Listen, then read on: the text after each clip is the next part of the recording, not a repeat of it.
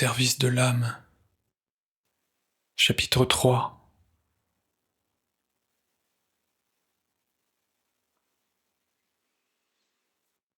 La nuit qui suivit, je dus transcrire fidèlement le contenu de tous les rêves dont je pouvais me souvenir. Le sens de cet acte m'était obscur. Pourquoi tout cela? Pardonne le bruit qui monte en moi. Pourtant tu veux que je fasse cela? Quelle chose étrange vienne à moi. J'en sais trop pour ne pas voir sur quel pont chancelant je marche. Où mènes-tu? Pardonne mon anxiété débordante de savoir. Mon pied hésite à te suivre. Dans quel brouillard et dans quel ténèbres mène ton sentier? Dois-je aussi apprendre à éprouver le manque de sens? Si tu l'exiges ainsi soit-il. Cette heure t'appartient. Qu'y a-t-il là où il n'y a pas de sens? Uniquement non-sens et folie, me semble-t-il. Y a-t-il aussi un sursens?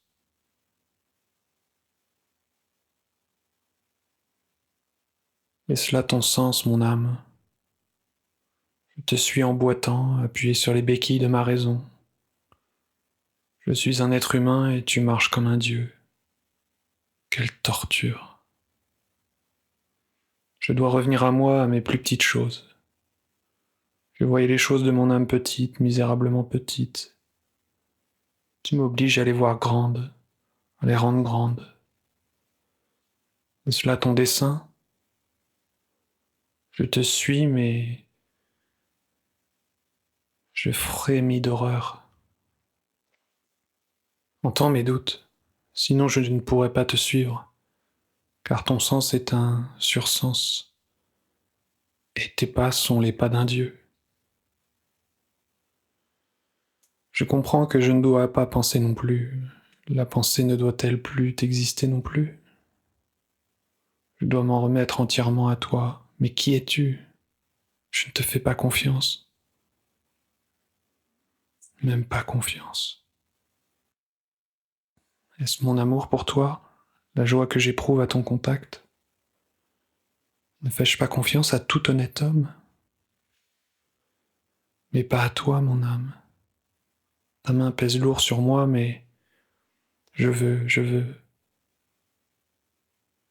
N'ai-je pas essayé d'aimer des hommes ou de leur faire confiance? Et je devrais agir autrement avec toi? Oublie mon doute. Je sais qu'il est mal de douter de toi. Je sais combien il m'est difficile de renoncer à la fierté de gueux que m'inspire ma propre pensée. J'oublie que toi aussi, tu fais partie de mes amis et que, la première, tu as droit à ma confiance. Ce que je leur donne à eux ne devrait pas t'appartenir. Je reconnais mon injustice, je t'ai méprisé, me semble-t-il. Ma joie de te retrouver n'était pas vraie. Je reconnais que le rire sarcastique qui résonnait en moi avait raison lui aussi. Je dois apprendre à t'aimer. Je ne dois même pas me juger moi-même. J'ai peur. Alors l'âme s'adressa à moi et dit: cette peur témoigne contre moi. C'est vrai, elle témoigne contre toi. Elle tue la confiance sacrée entre toi et moi.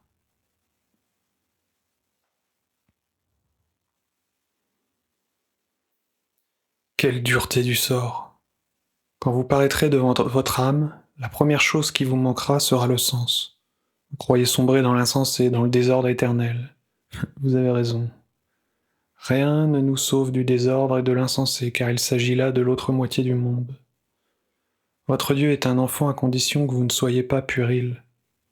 L'enfant est-il ordre, sens, ou bien désordre, humeur? Désordre et manque de sens sont les mères de l'ordre et du sens.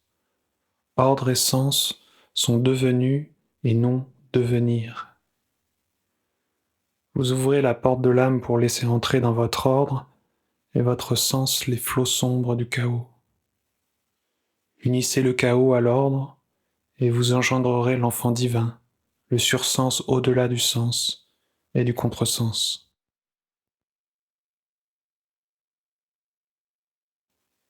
Vous avez peur d'ouvrir la porte? J'avais peur moi aussi, car nous avions oublié que le Dieu est terrible. Le Christ a enseigné Dieu est amour. Mais vous devez savoir que l'amour est aussi terrible. Je parlais à une âme aimante et quand je m'en approchai, l'horreur s'empara de moi et j'érigeai un rempart de doute, ne pressentant pas que je voulais ainsi me protéger de mon âme terrible.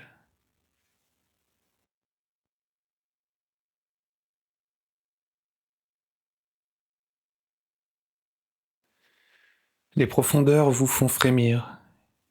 Il faut que vous frémissiez, car c'est par là que passe le chemin de ce qui est à venir. Tu dois résister à la tentation de la peur et du doute, et ce faisant, reconnaître jusqu'au sang que ta peur est légitime et ton doute raisonnable. Comment sinon pourrait-il s'agir d'une vraie tentation et d'un vrai triomphe?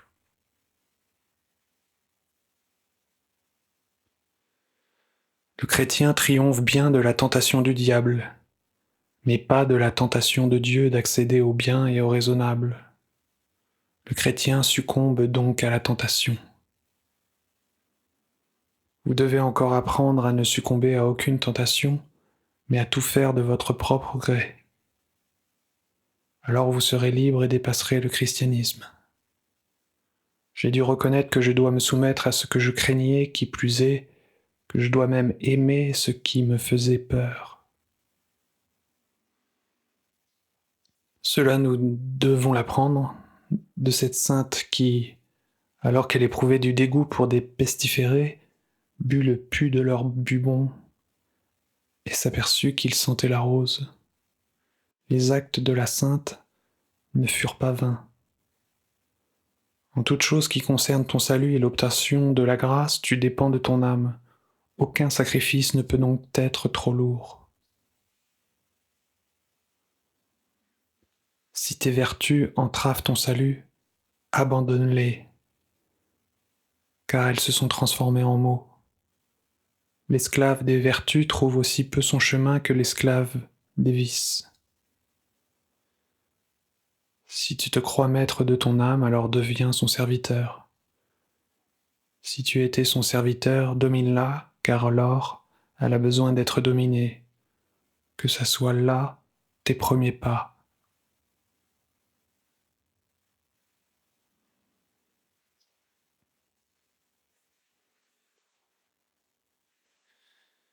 Durant les 6 nuits qui suivirent, l'esprit des profondeurs se tut en moi, car j'oscillais entre la peur, le défi et le dégoût.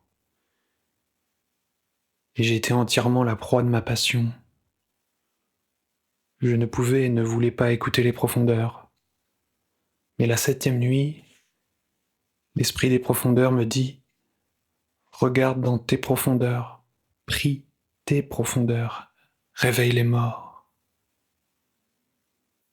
Mais j'étais désemparé, ne savais que faire. Je regardais en moi et la seule chose que j'y trouvais fut le souvenir de rêves passés que j'écrivis tous sans savoir à quoi cela servirait.